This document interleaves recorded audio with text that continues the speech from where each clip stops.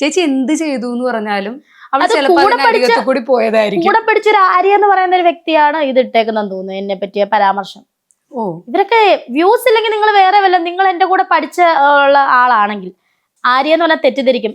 2 ആര്യന്മാര് കൂടെ പഠിച്ചതാണ്. ഒരാര്യ എന്റെ കസിൻ അനിയത്തിയാണ്.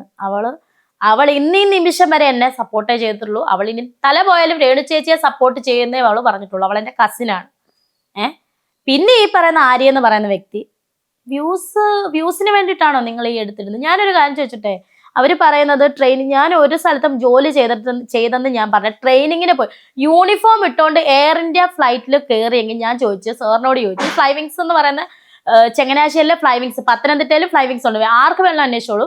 സാറിന്റെ പേര് ഞാൻ മറന്നു, ദൈവമേ സാറിന്റെ പേരെന്ന്.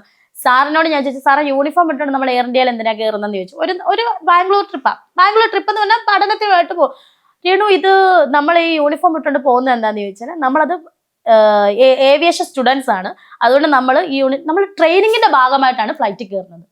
ട്രെയിനിങ് എന്ന് പറഞ്ഞാൽ എന്താണ്? ജോലിയുടെ ട്രെയിനിങ്ങിന്റെ ഭാഗം. അങ്ങനെ ഞാൻ പറഞ്ഞത് ട്രെയിനിങ്ങിന്റെ ഭാഗമായിട്ടാണ് ഫ്ലൈറ്റിൽ കയറി, യൂണിഫോം ഇട്ടുകൊണ്ടാണ് ഫ്ലൈറ്റിൽ കയറിയത്. ചുമ്മാ വിനോദയാത്രയ്ക്ക് പോകണേ ഏത് ഡ്രസ്സ് വേണം ഇടാമല്ലോ, ഇത് യൂണിഫോം ഇട്ടുകൊണ്ടാണ് ഫ്ലൈറ്റ് യാത്ര. ആ കുട്ടി പോലും, ഈ ആര്യ എന്ന് പറയുന്ന വ്യക്തി പോലും, അതായത് ഞാൻ അവിടെ ജോലി ചെയ്ത് പച്ചക്കള്ളം എന്നൊക്കെ പറഞ്ഞ ഇവര് പോലും യൂണിഫോം ഇട്ടുകൊണ്ടാണ് കയറുന്നത്. അത് ഒരു ട്രെയിനിങ്ങിന്റെ ഭാഗമാണ്. പൈലറ്റ് നമുക്ക് ട്രെയിനിങ് തന്നെ, ഞാൻ ട്രെയിനിങ് എന്നേ പറഞ്ഞിട്ടുള്ളൂ.